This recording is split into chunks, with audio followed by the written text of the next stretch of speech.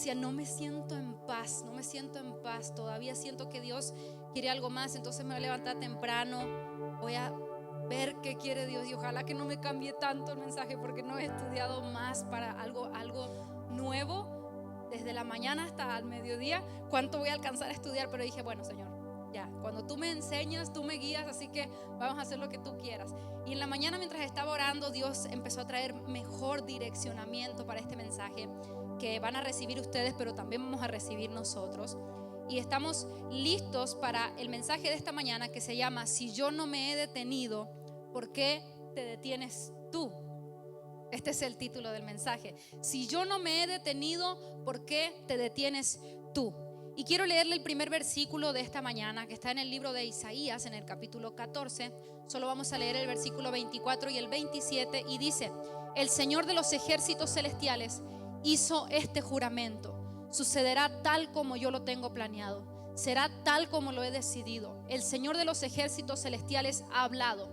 ¿Quién podrá cambiar sus planes? Cuando Él levante su mano, ¿quién podrá detenerlo? Vamos a orar. Le invito a que cierre sus ojos un momento. Padre, te damos gracias en esta mañana por permitirnos estar aquí en tu casa, Señor, por estar aquí compartiendo este mensaje, tu palabra, Señor. Te pido que tú traigas dirección aún en este momento, Padre, que podamos escuchar tu corazón, ser sensibles a tu corazón y poder hacer real, Señor, el deseo tuyo en este lugar y en este momento para nosotros. Gracias, Señor, por tu presencia maravillosa que siempre nos acompaña, por tu Espíritu Santo, Señor, que desde este momento yo sé que tú estás sanando, tú estás limpiando, tú estás liberando, tú estás rompiendo todo obstáculo, Señor, que impida que tu palabra sea sembrada en nuestros corazones. Gracias, Espíritu Santo, en esta mañana, en el nombre de Jesús. Amén y amén. Me gusta mucho este versículo en donde la Biblia nos pregunta: ¿quién podrá detener a Dios? ¿Quién lo va a detener? Y donde Él hace este juramento. Y la Biblia dice: no juren nada, y mucho menos en el nombre de Dios, porque después no lo van a poder cumplir. Pero Dios, como no encontró algo mayor que Él sí jura en su propio nombre, porque sabe que Él lo va a cumplir. Y Él dice: yo te he hecho este juramento, todo lo que te he prometido sucederá tal como yo lo he planeado. Y si yo te he dicho que lo voy a hacer, nadie va a poder detener lo que yo te he dicho que voy a hacer contigo. Todo lo que Dios tiene planeado, Él lo va a hacer tal como Él lo tiene en su mente y en su libro escrito. Y la primera pregunta que quiero hacerte en esta mañana es: ¿alguien puede cambiar los planes de Dios? ¿Tú crees que alguien puede cambiar los planes de Dios? No, Dios es un Dios de planes y sus planes son eternos. Sus planes existían antes de que nosotros naciéramos, sus planes para nosotros. Y después de que nosotros morimos, todavía su plan para nosotros sigue. Porque en el caso de Abraham, por ejemplo, Dios le habla de su descendencia y Abraham ya estaba muerto, pero la promesa que Dios le había hecho a Abraham seguía vigente y seguía sucediendo en su descendencia. Entonces, la promesa que Dios nos hace comienza antes de que nosotros nacemos. Incluso después de que morimos, la promesa de Dios sigue sucediendo, sigue pasando en nuestra vida. Cada uno de nosotros es una pieza en ese plan de Dios. Hay planes familiares, hay planes como iglesia, hay planes como matrimonio y hay planes personales que Dios tiene con nosotros. Pero cada uno de esos planes son eternos y Él siempre, siempre, ten por seguro, si no has escuchado nunca esto, que Dios tiene planes contigo. Dile a alguien, por favor, que tenga cerca tuyo: Dios tiene un plan contigo. La segunda pregunta que quiero hacer en esta mañana es: ¿por qué a veces se nos hace tan difícil poder llegar a entender cuál es el plan que Dios tiene para nosotros? Porque sabemos que tiene un plan, pero ¿cuál es el plan que tiene para nosotros? Y la Biblia siempre ha dejado en evidencia que para ningún hombre de Dios fue fácil descubrir el plan que Dios tenía para ellos. Todos los hombres de Dios les costaba encontrar el plan que Dios tenía para ellos, descubrir quién era Dios, cómo era el plan de Dios. Porque al parecer, hasta que no sucedía algo sobrenatural que lo hiciera sentir sin salida, que lo hiciera sentir desesperado, esa persona no entendía el plan de Dios. Y el primer ejemplo que quiero dar para introducirnos poco a poco en este mensaje es la vida de Job. ¿Cuántos conocen a Job en la Biblia? Job era un hombre íntegro para Dios y él mismo dice: Job es íntegro para mí. Qué privilegio que Dios diga algo así de alguien, de alguno de nosotros. Job era íntegro para Dios Era un hombre que realmente lo amaba, pero no lo conocía. No lo conocía. Lo amaba, lo adoraba, hacía sacrificios para Dios constantemente, pero lo hacía porque alguien más le había enseñado a Job que tenía que amar a Dios. Alguien más le había dicho a Job que tenía que adorarlo. Alguien más le había dicho a Job que tenía que servirlo. Entonces por eso Job dice: yo había oído lo que tenía que hacer, yo había oído sobre ti, yo sabía quién eras tú. De oídas te había oído, dice la palabra de Dios, pero no lo conocía. Lo adoraba, lo amaba y no lo conocía. Y posiblemente, y esto nos pasa a muchos de nosotros, porque yo viví esa experiencia particularmente, en donde yo crecí en una iglesia cristiana. Yo nací en una iglesia cristiana. Mis abuelos pastores, mis tíos pastores, mis papás pastores. Tengo un montón de familiares pastores. Yo crecía dentro de la iglesia. Me enseñaron cómo cantar, cómo leer, cómo predicar, las películas cristianas, cómo orar. Me enseñaron todo acerca de la iglesia, pero no conocía a Dios. Y no fue hasta que tuve mi propia oportunidad de conocerlo cuando yo me di cuenta a quién realmente iba a adorar. Entonces el sentido de mi adoración, el sentido de mi servicio a Dios cambió cuando yo tuve una experiencia personal con Él. No es la misma forma de adorar de alguien que ha oído sobre Dios, que lo hace porque lo ha enseñado y porque le gusta lo que siente cuando adora a Dios, que alguien que dice: adoro a Dios porque cuando estaba muerto Él me resucitó, cuando yo estaba caído Él me sanó. Yo lo adoro porque Él es mi todo, mi todo. Y uno de los versículos que me gusta mucho de Job es que él dice en Job 5, él dice: Dios hiere, pero Dios cura la herida. Dios golpea, pero Dios también alivia el dolor. Una y otra vez vendrá a ayudarte, aunque estés en grave peligro, nunca dejará que nada te dañe. En tiempos de hambre no dejará que te mueras, y en tiempos de guerra no dejará que te maten. Pero te está diciendo: habrá guerra, habrá hambre, habrá dolor y habrá golpe, pero nunca va a dejar que eso te destruya. Nunca lo va a hacer. Entonces Job comienza a pasar una situación. Era un hombre íntegro que amaba a Dios, y de repente se enferma, se le mueren los hijos, se le muere la esposa, pierde todo lo que tiene, se llena de llagas. ¿Cómo que Dios considera a alguien íntegro y el premio al hombre más íntegro es una vida llena de fracasos y de decepciones y de problemas? Él empieza a pasar un proceso en donde sufre un montón de veces, un montón de ocasiones. Se encuentra en situaciones en donde le dice a Dios: ¿por qué haces esto conmigo? Mejor me hubieras matado. Maldigo el día en que nací. Se quejaba con los líderes religiosos, se quejaba con Dios, se quejaba con los amigos, se quejaba con todo el mundo porque estaba desesperanzado y estaba sin salida. Entonces ahí es donde aparece Dios en su vida. Y él le dice a Dios: antes yo había oído sobre ti, pero ahora que tú vienes a sacarme de esta situación, yo sé que tú eres real. Ahora mis ojos son los que te han visto. Y a partir de este momento te voy a adorar, no por lo que otros dijeron que tú hiciste con ellos, que fue maravilloso, sino por lo que tú has hecho conmigo. Y yo siempre he considerado que una parte de mi vida se parece mucho a la vida de Job. Porque les dije recién, yo crecí en una iglesia, todo el tiempo me criaron dentro de la iglesia y todo, pero yo no había conocido a Dios. Y yo me alejé de Dios un tiempo. A los 17 años tuve mi etapa de rebeldía, donde hice un montón de cosas. Yo pasé por un abuso, que los que vinieron el viernes lo escucharon. Pasé por un tumor cerebral, pasé por un intento de suicidio. Y en ese momento, cuando yo tenía 18 años, Dios me encuentra por primera vez. Y yo había pasado 18 años adentro de la iglesia. Por primera vez me encuentra. Toda la gente que me conocía sabía de mi tumor, pero casi nadie, yo creo nadie sabía de mi abuso, excepto los que me abusaron. Nadie.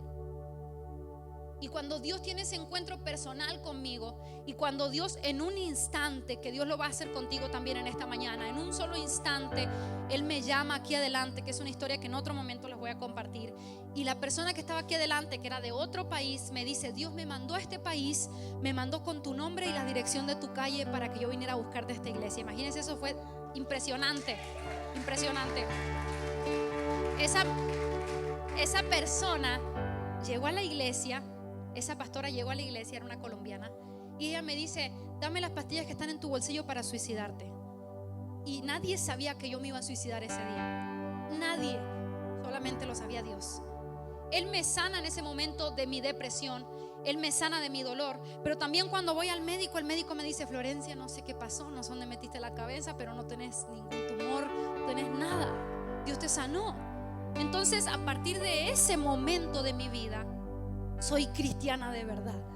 A partir de los 18 años, cuando Dios se encuentra conmigo y a través de ese encuentro yo aprendo realmente quién es Dios. Entonces, cuando yo comencé a predicar, cuando yo comencé a salir, yo no adoraba porque me habían enseñado toda la vida cómo hacerlo.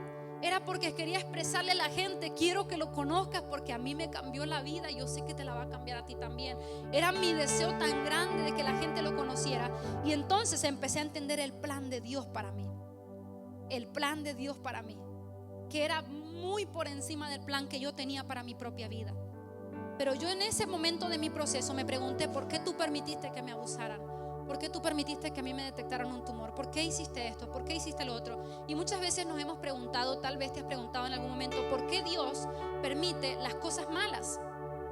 ¿Por qué Dios permite hambre? ¿Por qué Dios permite destrucción? ¿Por qué Dios permite enfermedades? ¿Por qué permite discapacidades? ¿Por qué Dios permite cosas malas, cosas que hacen daño? ¿Por qué? Y quiero decirte en esta mañana que Dios no es quien hace esas cosas malas. Dios nos dio libre albedrío a cada uno de nosotros, porque la intención de Dios es que nosotros lo siguiéramos y que lo amáramos. Y la única forma de amar a Dios es decidiendo amar a Dios. Es una decisión. Y la palabra de Dios lo dice: el amor es una decisión. Es la personalidad de Dios, pero para nosotros es una decisión. Y no podríamos decidir si no fuéramos libres de decidir. Y tampoco podríamos decidir si no tuviéramos dos opciones, como si yo te dijera: ¿quieres agua o agua? ¿Y qué vas a elegir? Agua, porque no tienes otra opción. Pero Dios dijo no, porque una vez cuando Satanás estuvo en el reino de los cielos siendo un ángel que Dios había creado, se sintió tentado por el deseo de conocer la maldad, de conocer el pecado, y convenció a muchos ángeles con su orgullo, con su envidia, de rebelarse contra Dios, porque para ellos el pecado y la maldad era un mundo completamente nuevo. Entonces fueron desechados del reino de los cielos. Pero Dios crea al hombre con libre albedrío, y Dios no destruye a Satanás hasta ahora, porque quiere que los hombres y las mujeres, todos los hijos de Dios, veamos sin censura todo lo que significa la maldad, qué son sus consecuencias, hasta dónde puede llegar, el daño que provoca, qué es lo que le hace al hombre el pecado, qué hace la maldad. Porque algún día cuando decidamos amar a Dios de verdad, entregarnos a Él y podamos ir a reinar con Él para siempre y estemos en los cielos, no nos vamos a volver a sentir tentados por conocer la maldad, porque eso ya lo conocimos aquí.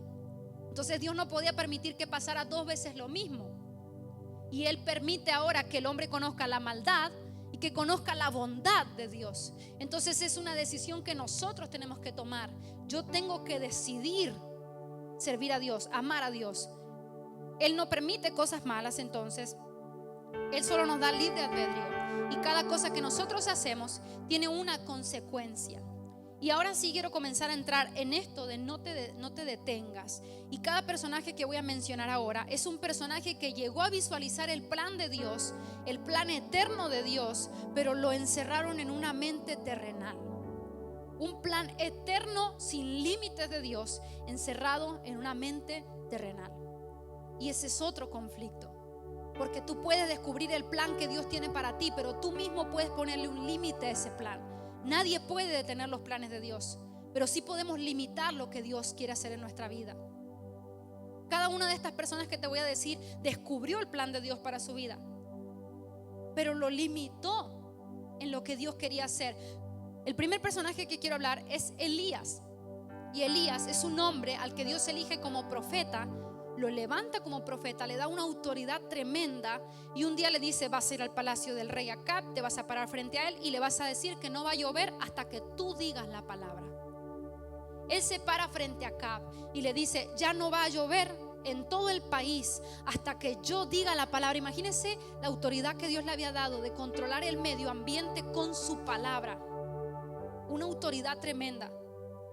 Él le dice eso a Acab, y por supuesto que eso significaba pobreza y escasez, porque si no iba a llover, iba a haber mucha hambruna, mucha pobreza, mucha escasez, iban a morir muchos ganados. Entonces obviamente que lo querían matar.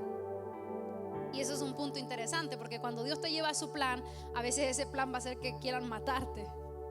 Y eso no es tan bonito, pero es parte del plan de Dios. Entonces lo querían matar. Él huye de ahí y se esconde en una cueva. Y dice la palabra de Dios que Dios se encargaba de suplir su alimento y su bebida, porque la cueva estaba junto a un arroyo en donde él saciaba su sed. Pero aparte venían unos cuervos a traerles el alimento. Y esta parte de los cuervos me encanta, porque hace tiempo descubrí que los cuervos, en la palabra original que está escrita en la Biblia, dice arobim. Y venían los arobim a alimentar a Elías. Y los arobim eran comerciantes madianitas y árabes que tenían la tez de la piel oscura y se vestían de negro. Y pasaban y viajaban por el desierto de un lugar a otro para comerciar oro, plata, telas, joyas. Ellos eran arobimes, porque la gente no encontraba una mejor manera de referirse a ellos que decirles cuervos, pero eran personas. La palabra cuervos, que hace referencia al ave que conocemos, se dice orbim. Y era imposible que Dios alimentara a Elías con un orbim, porque en ese tiempo la ley de la Biblia todavía estaba vigente, la ley de Moisés, y Dios le había dicho: no comerás de ningún animal considerado inmundo. Y el orbim era un animal considerado inmundo. Entonces Dios no iba a llevar a un orbim considerado inmundo para hacer que un judío rompiera la ley que él mismo estableció. Dios llevó personas hasta él. Dios llevó a los arobim. Los arobim eran ladrones. Robaban, estafaban a la gente para poder hacer mejores comercios. Y Dios los usa a ellos para alimentar a su profeta santo, a unos ladrones. Y esto es importante que podamos entenderlo, porque Dios a veces usa cosas que no nos gustan o que parecen no relacionadas para nada con lo que Dios haría por nosotros, para poder llevarnos al plan que nos quiere llevar. A veces Dios te va a poner a soportar cosas que no te gustan, o personas que parecen no las más adecuadas para tu personalidad, para tu tolerancia, para poder llevarte a donde Él te quiere llevar. Dios le da la comida, Dios le da la bebida, pero un día Dios deja que ese arroyo que saciaba la sed de Elías se secara. Y esto me impresiona, porque digo, el mismo Dios que hizo salir agua de una piedra le seca el arroyo a su profeta. Le dio agua de una piedra a un pueblo rebelde, pero le seca el arroyo a otro al que había llamado y que lo había escuchado. Y esto es impresionante. A veces Dios mismo permite que tu arroyo se seque, que el lugar en donde estás se seque, que lo que estás haciendo se seque, porque significa que es tiempo de moverse, es tiempo de salir de ahí. Entonces Dios permite la sequía en el lugar donde tú estás, para que tú te muevas al próximo lugar donde Dios quiere llevarte. Y yo me voy un poco más allá de esta historia y pienso, ¿cómo, si Dios le dio autoridad a Elías para controlar el agua que caía del cielo, por qué Elías no se animó siquiera a profetizarle al agua que salía de la tierra? Si Dios le había dado autoridad sobre el agua que caía del cielo, ¿por qué no le iba a dar autoridad sobre el agua que salía de la tierra? Pero como Dios no le había dicho explícitamente, háblale al agua que está en la tierra, y a veces hay cosas que Dios no nos dice que hagamos, pero está esperando que nosotros hagamos, Él se detuvo, solamente se quejó de que su arroyo se había secado. Y era un hombre lleno de autoridad para las aguas, y se quejaba por el agua. Y eso es impactante, cómo Dios te ha dado poder para sanar un montón de cosas, pero esas mismas cosas no las puedes sanar en tu propia vida.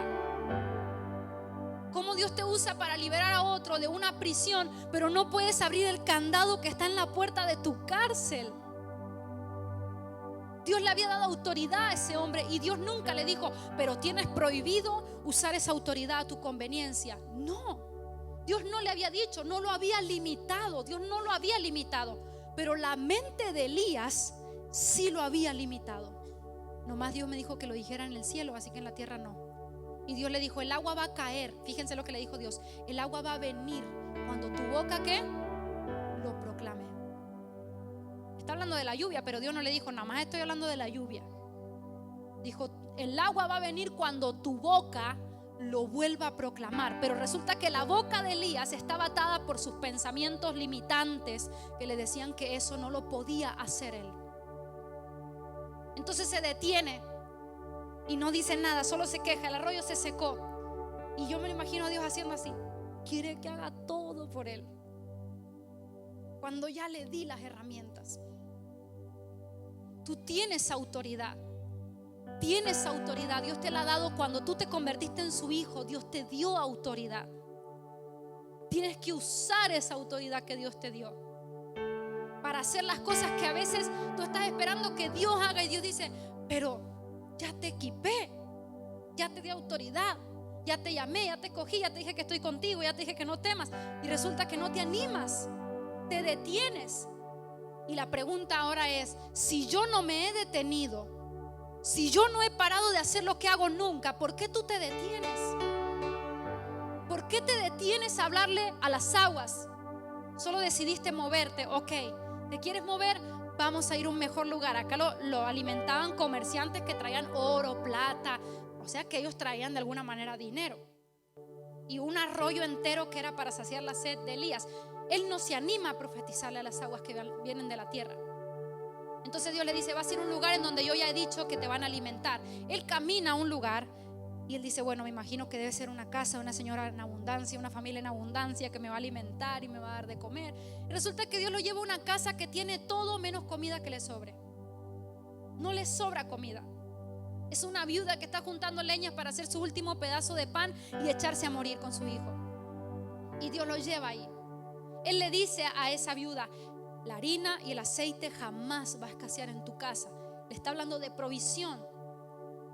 Y así fue, tal como él lo profetizó, así sucedió. Luego de eso, el niño, el hijo de esta viuda, muere. Y entonces Dios usa la vida de Elías para traer una palabra de vida, profetiza vida sobre el niño. El niño ya está muerto, Elías profetiza vida y el niño vuelve a vivir. Y Dios le está mostrando, ¿ves?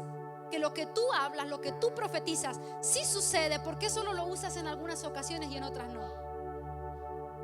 Te hablé de provisión, te hablé de atmósfera, te hablé de vida. ¿Por qué no lo usas eso para ti?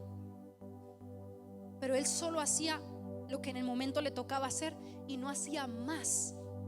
No hacía más, se limitaba. Fue un profeta que todo el tiempo estuvo buscando dónde comer, porque nunca tenía nada para comer. Cuando acababa de soltar una palabra de provisión y decir que la harina y el aceite nunca iba a faltar, pero resulta que a él le faltaba todo el tiempo.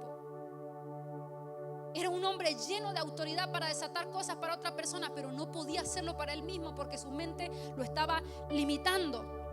Él se va de la casa de esa viuda, sube un monte en donde se iba a enfrentar con 450 profetas de Baal, 450 contra él, para demostrar quién era Dios. Y entonces Elías ora y provoca que el fuego caiga desde el cielo, una columna de fuego caiga desde el cielo. Entonces había profetizado que no iba a venir lluvia, había profetizado provisión, había profetizado vida y ahora había provocado que el fuego cayera del cielo. Pero después de eso va y se encierra en una cueva porque está lleno de miedo, lleno de temor, deprimido, deseando la muerte, pasando hambre y quejándose de toda su vida. No tengo ni qué comer, no tengo ganas de vivir, no sé ni con qué calentarme, no sé nada qué hacer, quiero la muerte.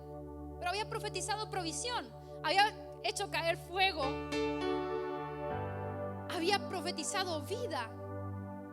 Y ahora se encontraba atormentado por todas aquellas cosas de las cuales Dios ya le había dado la llave para ser libre de eso.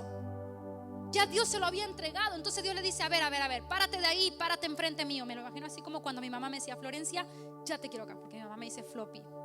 Cuando me decía Florencia, decía, me va a dar una. Decía, te quiero acá, ya, frente mío. Así me lo imagino a Dios. Sal de ahí, de la cueva y párate enfrente mío, por favor. Él se para en la montaña esperando a Dios que se pare frente a él. Y dice la palabra de Dios que primero vino un huracán un viento fuerte y Dios no estaba ahí. Y luego vino un terremoto y Dios no estaba ahí tampoco. Y luego vino un incendio y Dios no estaba en el incendio. Entonces Elías se estaba dando por vencido. Yo no sé dónde estás entonces, pero entonces vino un silbo apacible que casi no se escuchaba, que casi no se veía. Y Dios le dijo: yo estoy en el silbo apacible.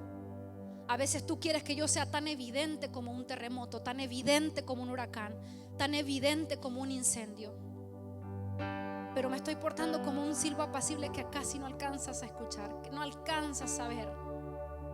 Sigo estando presente, yo no me he detenido. Tú no me ves, tú apenas me sientes. No siempre voy a hacer las cosas de una manera sobrenatural, impresionante. A veces lo estoy haciendo de la forma que ni te imaginas que lo estoy haciendo, pero no me he detenido. Dile a alguien en esta mañana: Él no se ha detenido. Él no se ha detenido. Elías tenía autoridad en su boca. Podía profetizar, podía proclamar, porque en su boca habitaba la eternidad de Dios, pero en su mente habían límites. Y si tú tienes límites en tu mente en esta mañana, que yo creo todos nos hemos puesto límites en nuestra mente, este va a ser el momento para que tú le digas a Dios: enséñame a extender las estacas de esta mente que tengo, a ver más allá de lo que puedo ver, a esperar más allá de lo que puedo esperar, a hacer más de lo que creo que puedo hacer. ¿Sabes qué te dice Dios a ti en esta mañana? Él no dice: espera ahí sentado hasta que yo haga todo por ti y entonces apareces. Quédate quieto hasta que yo te ordene todas las cosas y entonces tú entras. Dios no dijo eso. Jesús mismo, de su boca, cuando estuvo presente en la tierra, dijo: ¿acaso no te he dicho que si tú crees verás la gloria de Dios? Y te lo dice en el libro de Juan, en el capítulo 11, versículo 40. ¿Acaso no te he dicho que si crees? La Biblia no dice: ¿acaso no te he dicho que si esperas verás la gloria de Dios? Te he dicho que si crees. Y la fe es el caminar por lo imposible, por lo que no vemos, hacer lo que no estamos listos para hacer, lanzarnos. Y entonces Dios dice: ahí va, por la fe. No sabe ni a dónde va, pero ahí va por la fe. Si vas mal, Dios te va a agarrar por amor y te va a volver a poner. Pero a Dios le encanta la gente que tiene determinación para comenzar, para dar el paso de fe.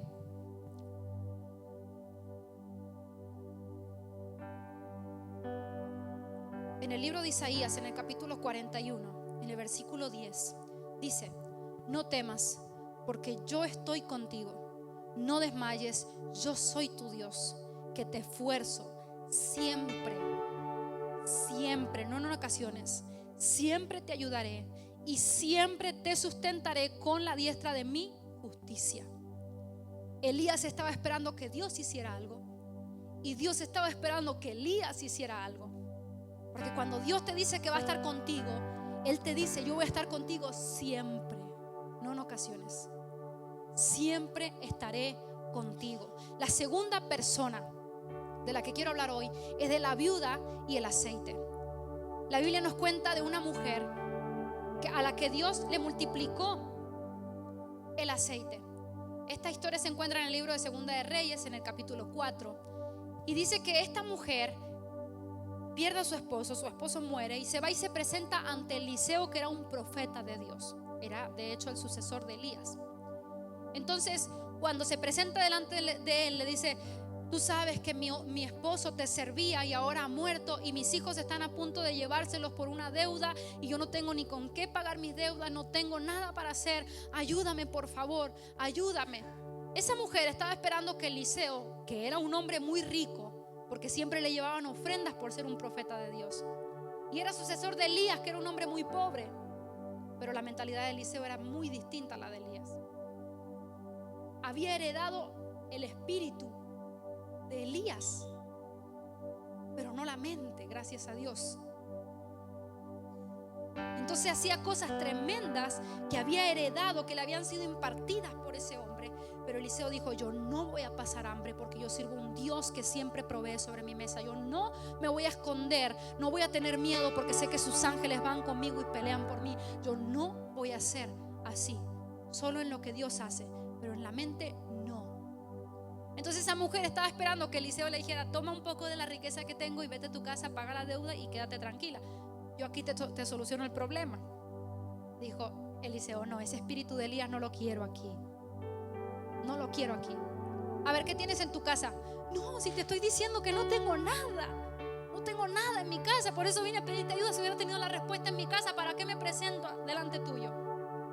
Y Eliseo reconocía perfectamente este espíritu, perfectamente. El espíritu de hazlo todo por mí, por favor. Ora tú, que a ti Dios te escucha más. Y él decía: no, lo que tú tienes en tu casa, de ahí Dios te va a proveer. De lo que Dios ya puso en ti, Él te tiene que proveer. Pues nada más tengo una botella de aceite. Bueno, entonces toma ese aceite, llena todos los jarrones de tus vecinos, de tus parientes, de todos, llénalos, porque el aceite no va a dejar de fluir de esa botellita. Cuando tú termines de llenar todos esos jarrones, véndelos, y con el dinero que te den paga la deuda de tus hijos, y con el resto vive tú y tus hijos. De ahí Dios te va a sustentar a ti y a tus hijos. Imagínense, Dios no le da nada más para la deuda, Dios le da también para que ella pueda vivir. Entonces ella va a su casa y le dice a su hijo: vayan a la casa de los vecinos, por favor, y pídanle que nos manden todos los jarrones que tengan, que nos manden todo lo que tengan, que vamos a llenarlos de aceite. Ellos van nada más a la casa de sus vecinos, y Dios no le dijo: llena solamente 50 jarrones. Dios no le dijo eso. Dios le dijo: llena todos los que puedas, todos los que puedas, porque el dinero es para ti. Así que llena todos los que puedas. Vayan a la casa de los vecinos, tráiganme los jarrones. Llenaron los de los vecinos y dijeron: no, pues ya llenamos todos. Ya llenamos todos los de los vecinos. O sea, no había más gente en el mundo que sus vecinos. Y cortaron el fluir del aceite de Dios. Lo detuvieron por una mentalidad que solo cree que Dios quiere hacer algo así contigo. Dios no le dijo: solamente con tus vecinos, o Dios no le dijo: solamente un día va a fluir y ya el otro día no. No le dijo eso. Dios no puso límites, no los puso. El aceite va a fluir, llena todos los jarrones. Hubieran dicho: Señor, espérate hasta mañana que se va a correr la voz, porque ya sabemos que el chisme es lo más viejo que existe del mundo, y van a venir más personas todavía a llenar sus jarrones. Así que no lo detengas hasta que vengan muchas personas, muchas. Podemos hacer un negocio de aceite, Señor, vamos a abrir un pozo en la tierra, vamos a guardar todo tu aceite, vamos a proveerle aceite. Pero no. Ya yo creo que este es el último jarrón, ya lo llenamos todo. Ay, qué cansancio. Ya díganles a todos que ya lo llenamos. Y se cortó, se detuvo. Dios quería hacer más con ella. Dios quería darle más a ella, y tal vez dejarle de eso herencia a sus hijos. Pero ella lo detuvo por su mente limitada. Cuando Dios te dice a ti: te voy a usar para sanar enfermos, y tú crees que nada más Dios te va a usar para sanar el dolor de cabeza de una persona, Dios no te pone límites, pero tú sí. Si alguien te dice: hermano, me duele mucho acá, ¿puede orar por mí? Sí, claro, hermana, claro. Venga, oramos, Señor, sánala. Y viene uno en silla de ruedas: ay, pastor, por mí también. Ay, hermanito, ahora oramos. Ahora oramos. Porque si no se para, y Dios te dijo: te voy a usar para sanar enfermos, no te estoy poniendo límites. Te voy a usar para pastorear mucha gente, no te está poniendo límites. Te voy a usar para restaurar muchas familias, no te está poniendo límites. Te voy a proveer mucho en tu negocio, no te está poniendo límites. Y si Dios no se detiene contigo, ¿por qué tú detienes lo que Dios quiere hacer contigo? Dios nunca se ha detenido y nunca se va a detener. Entonces necesita gente que le diga a Dios: yo voy detrás de ti, te sigo en lo sobrenatural, te sigo donde tú me lleves, te sigo en lo que tú hagas, pero por favor no dejes que yo me detenga, porque quiero ver todo lo que tú tienes para hacer con mi vida. Él tiene muchas cosas para hacer. Y para finalizar este mensaje, quiero compartirte algo que me encantó cuando Dios me lo trajo a la mente y lo puse aquí.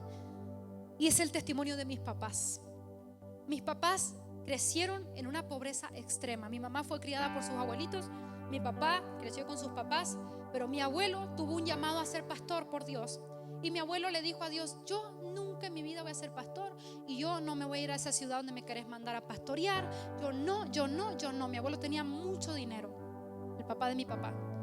Entonces Dios hizo que un día, mientras iba caminando, se le cayera la viga de un tren sobre la cabeza y le partiera el cráneo en 4 pedazos. Y todo lo que tenían fue vendido para pagar cirugías médicas. Mi abuelo perdía líquidos por la cabeza, y un día vino una viejita y le dijo: pastor, me dice Dios que si usted le dice hoy que quiere ir, que Él le solda el hueso de la cabeza. Y mi abuelo, imagínense, sí, ahora sí quiero ir, porque ya había perdido todo. Se empobreció por la desobediencia, se empobreció. Y se fueron sin un peso en un tren que de carga para que los llevara, porque no tenían para pagar nada. Dios le soldó el hueso de la cabeza a mi abuelo, y él todavía guarda sus de estas radiografías para contar su testimonio. Él se convirtió en pastor. Mi papá creció en extrema pobreza, extrema. Dice él que se iban descalzos a la escuela, o que se acostaban a dormir desnudos para que mi abuela le lavara la ropa que se le iban a poner al otro día otra vez. Mi mamá también, extrema pobreza, los dos. Y un día Dios los une, les dice que van a hacer matrimonio, y además de eso les dice: y les voy a dar una gran iglesia para pastorear, y tendrán hijos en las naciones, hijos de ustedes y también hijos espirituales en las naciones. Y les voy a dar muchas riquezas, y voy a darle una gran iglesia, y voy a hacer muchas cosas con ustedes, y acá y allá. Pero hasta ese momento los dos eran totalmente pobres. Mi mamá era costurera, mi papá era albañil. Y decía a ellos: imagínate, Dios que nos quiere dar un gran edificio, no tenemos ni dónde subirnos nosotros para ir a la iglesia, íbamos en una bicicleta. Pero un día la fe de los dos fue movida, y los dos dijeron: si nosotros queremos construir todo lo que Dios ha dicho, necesitamos romper ya este vínculo que tenemos con la escasez, ya este vínculo que tenemos con la pobreza. Y no es que nos vamos a hacer ricos al otro día. Significa que nuestra mente ya no va a ser pobre, nuestra mente no va a tener escasez, nuestra mente va a salir de ese lugar de conformismo. Nuestra mente es la que va a cambiar la historia. Entonces sacaron de su mente la pobreza primero, sacaron la escasez de su mente. Seguían en los mismos trabajos, seguíamos pasando muchísimas cosas. A veces no había dinero para comer en la mesa. Venían vecinos con fuentes de comida. Hola, es que estaba orando por los alimentos y Dios me dijo que les trajera una fuente con comida a ustedes. Imagínense hasta dónde nosotros llegamos. Y cuando estábamos en esa mesa comiendo, mi papá y mi mamá decían: ¿te imaginas cuando tengamos el edificio de la iglesia? Sí, en el altar vamos a poner esto y vamos a poner, o sea, soñando y soñando con una pobreza y comida regalada puesta en la mesa. Y no parábamos de soñar. Un día mi papá compró su primer carrito, y nosotros, una felicidad que traíamos, se paraba cada 3 calles, pero ya íbamos en carro, de verdad. Ahí descubrimos que mi mamá era una mujer musculosa, pero estaba chiquita, y ella se bajaba y decía: dale, yo te empujo. Empujaba. Teníamos un carro que tenía un vidrio, uno no le subía, el otro no le bajaba, las puertas se cerraban mal, se le abría el baúl atrás, pero teníamos carro. Y hablábamos que un día vamos a viajar en avión, que vamos a estar de país en país, cuando Dios nos diera muchas iglesias, cuando tuviéramos mucha gente. Nunca, desde el día que lo sacaron de su mente, dejaron de hablar de lo que Dios iba a hacer. Compraron después un bocho en donde nos hacían viajar a mis hermanos, somos 3, más ellos, más el piano, más la fuente de panes que hacíamos para ir a vender en la iglesia. Y llegamos a la iglesia y se bajaba uno, se bajaba el otro, y salía el piano, y salía esto, y salía el otro de adentro. Y la gente: ¿cómo hacen todo eso? Pero nosotros íbamos felices hablando del plan de Dios, una y otra vez. Un día fuimos a ver un terreno para comprar para la iglesia. Mis papás los nombraron pastores cuando yo estaba por cumplir 12 años más o menos. Y fuimos a ver un terreno, el más chiquito, el más barato, el que alcanzáramos con la ofrenda que teníamos. Teníamos 7 hermanos. Lo bueno es que todos eran pensionados, gracias a Dios. Teníamos ofrenda por lo menos. Fuimos a ver el terreno más accesible, el más accesible de todos. Y cuando estábamos ahí dijimos: bueno, este yo creo que es el que vamos a comprar. Vamos a pagarlo a 50 años yo creo, pero vamos a comprar este terreno. Entonces invitamos un día a un pastor, pasa a visitarnos a la ciudad, y le dice a mi mamá: pastor, quisiéramos que usted fuera a orar por el terreno que vamos a comprar para la iglesia. Entonces estábamos en la casa de mi tía, que queda a 2 casas de donde está la iglesia ahora, pero ese no era el terreno. Y ahí nos reuníamos en el patio de mi tía, afuera, en un patio con ladrillos, y así nos sentábamos todos, pero ahí íbamos a cantar, a adorar y todo. Entonces el pastor sale con la botellita de aceite y vamos caminando, y en la esquina de la casa, que era grandísimo el terreno, era un basural donde todos los camiones de toda la ciudad venían a tirar ahí toda su basura. Y el pastor llega al basural y empieza con el aceite. Ay, Padre Santo, bendecimos este terreno, que no sé qué. Y ese no era el terreno que íbamos a comprar. Y mi papá nomás yo lo veía que estaba así cuidando el aceite, que no se lo gastara todo, porque todavía faltaba ir a orar por el correcto. Entonces faltaba que no se terminara el aceite para poder ir a orar por el otro. Y ya cuando termina de orar, muy emocionado, muy eufórico el pastor, entonces le dice: papá, ese no es el terreno, pastor, una disculpa muy grande, no le dijimos que todavía hay que ir en auto hasta donde está el terreno. No, dijo él, no, este es el terreno, me dijo Dios. No, este no es, pastor, no sabemos ni cuánto vale este terreno, está bien grande, como este es, me dijo Dios. No lo limiten. Entonces un día fuimos a la municipalidad, preguntamos cuánto vale el terreno y nos dijeron el precio. Y nos dijeron: ¿ustedes tienen ese presupuesto? Y nosotros ni teníamos ni el 10 ni el 1% del presupuesto. No, pero estábamos interesados en el terreno. Ah, lo que pasa es que ya lo compró un señor. Ah, bueno, no, está bien, ya lo compró un señor. Sí, ya lo compró y de hecho casi ya lo termina de pagar, así que ya tiene dueño el terreno. Ah, no, pues dijimos, bueno, el pastor, qué bonito los deseos que tenía para nosotros, pero bueno, no era de Dios. Nos fuimos, empezamos a preguntarnos, ¿cómo puede ser que un señor, un empresario, haya comprado un basural? ¿Para qué quiere un basural? Entonces un día nos llaman por teléfono: ¿ustedes son los interesados en el terreno? Y mi papá: sí. ¿Todavía están interesados en él? Y mi papá diciendo: sí, no teníamos ni para comer. Sí, estamos interesados en él todavía.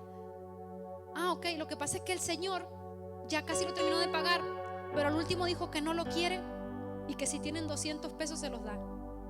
200 pesos. O sea, les estoy hablando $10 tal vez en ese tiempo. Si tienen $10, él se los da. O sea, lo pagó un señor para nosotros. Y mi papá dijo: bueno, sí. Y nos pusimos ahí con los pensionados. ¿Quién tiene, hermano? a juntar. Y llevar con todo el esfuerzo los $10 al municipio. Nos entregaron las escrituras. Nos paramos enfrente de las montañas de basura que había. No teníamos dinero para máquinas, no teníamos dinero para nada de eso. Mi papá nos dio una pala a cada uno. Yo tenía 13 años. Una pala a mí, una pala a mi hermano. Yo soy la mayor, imagínense. Una pala a mi hermano, una pala a mi hermanita. Nos trajo unas carretillas a mi mamá. Vamos a limpiar nosotros el terreno. Es un terreno gigante. Y nosotros niños, y estábamos todos sacando la basura y en la carretilla, y la llevábamos a tirar. Hicimos un basural en otro lado. La llevábamos a otro lado. Los vecinos nos empezaron a ver a nosotros siendo niños haciendo eso para la iglesia, y se empezaron a venir los vecinos a poder apoyarnos. La iglesia comenzó ahí. Hicimos un salón pequeño de 100 personas, un salón para 100 personas en una esquinita. Mi papá diseñó toda la maqueta con cartón de lo que él iba a hacer en ese terreno. Este es el salón grande, este va a ser el pequeño, estos son los departamentos, estos son los baños, esta es la oficina, esta es la radio, este es el Zoom, este es para oración, estas son camas, estas son oficinas, y acá el salón de 100. Vamos a empezar por esto y nos vamos a ir de lo más chiquito a lo más grande. Vamos a ir construyendo todo según la maqueta. Y teníamos, hasta el día de hoy existe esa maqueta, está en la iglesia. Empezamos por ese salón, empezaron a venir mucha gente. La mayoría juntaba cartones, porque era una de las colonias más marginadas de nuestra ciudad. Más marginadas. La policía entraba en esa colonia y la policía nos decía a nosotros: tengan cuidado, que ellos eran los que nos tenían que cuidar. Tengan cuidado. Se armaba el tiroteo, la balacera. En medio de la reunión nos decían: vamos todos abajo, porque afuera en la calle estaba la balacera. Ahí Dios nos entregó. Entonces empezamos a tener gente muy pobre, muy pobre, prostitutas, gente que venía de la cárcel, gente con SIDA. Esos eran nuestros congregantes. Y mis papás le decían a Dios: Señor, danos toda la gente que nadie quiere tener, nosotros la queremos tener. Entonces empezamos a llegar, y en poquito tiempo construimos un salón para 600 personas. Nos cambiamos ahí. Y luego empezamos con los baños, los departamentos, la radio, el Zoom, y pusieron el primer pozo y la primera viga de la iglesia grande, la que está ahora. Lo pusieron ahí y dijeron: aquí va a ser la iglesia grande. No teníamos dinero. Y empezamos poco a poco a prosperar. Mis papás cambiaron su vida. Dios les abrió puertas de trabajo a mis papás y nunca dejaron de trabajar para poder poner en la iglesia, en la casa y en la iglesia. Y nuestra vida comenzó a cambiar. Y un día Dios llegó con una persona que nos dijo: queremos sembrar $300,000 en tu iglesia porque queremos que construyas un edificio. Dios nos mostró un edificio y lo van a construir. Y entonces se construyó el edificio soñado. Un edificio para 2,000 personas. Ahora es una iglesia para 2,000 personas. Tienen varias reuniones. Tienen 21 iglesias hijas en diferentes países. Tienen hijos suyos en las naciones. Tienen hijos espirituales en las naciones. Un albañil y una costurera. Pero si tú le crees a Dios, iglesia, no hay nadie ni nada que pueda detener lo que Dios se ha determinado a hacer contigo. Él nunca se detiene, Él nunca se detiene. Gracias, Señor. Él no se detiene.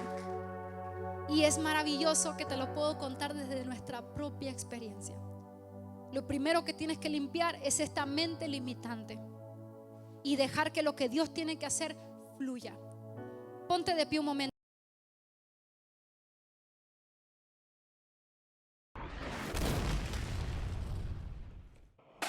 Gracias por haberte conectado con nosotros. Esperamos que esta transmisión haya sido de bendición para tu vida. Puedes seguir nuestras redes sociales bajo Vida Church Odessa. Recuerda que para nosotros es importante que encuentres unos amigos, una familia, pero sobre todo un propósito.